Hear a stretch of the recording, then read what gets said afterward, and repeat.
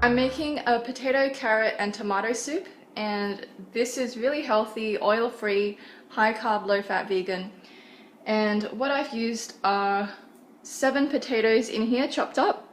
So that's currently boiling with a veggie stock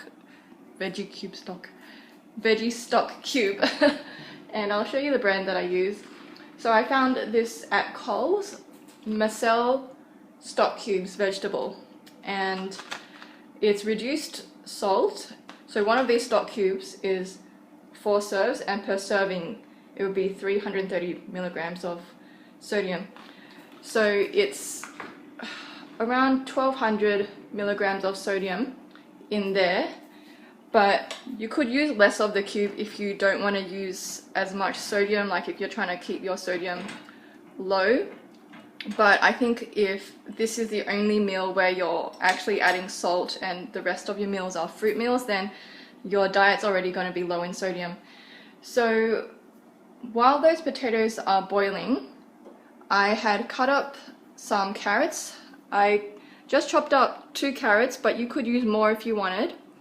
And I also chopped up 3 tomatoes. I like to chop them into wedges like that.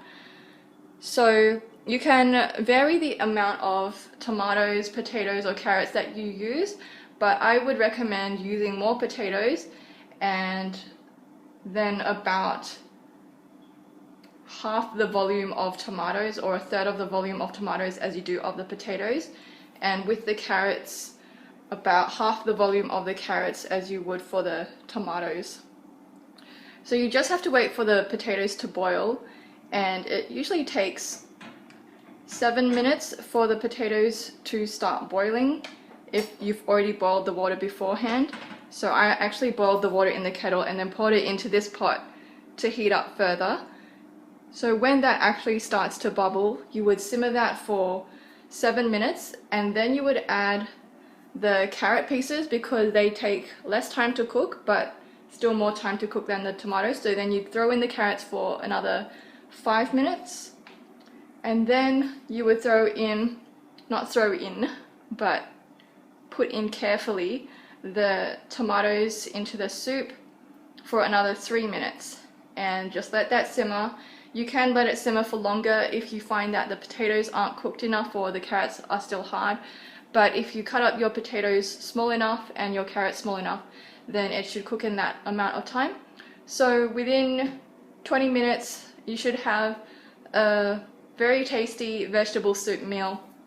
And the first time I tried this was last night and I really loved it, so I'm making it again for lunch today, and I'll probably have some left over because it is really filling. But I'll show you what it looks like when it's done. My soup's been boiling for a total of around 20 minutes and it looks like it's done. I actually boiled it a bit longer than I said, so feel free to test it out for yourself. As long as the potatoes and the carrots are soft, it'll be fine.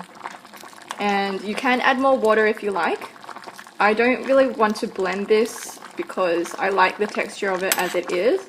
So I do like to just have the soup and then eat the potatoes rather than making it one big mushy thing. So this is what it looks like plated up. And feel free to add any other veggies that you like to this.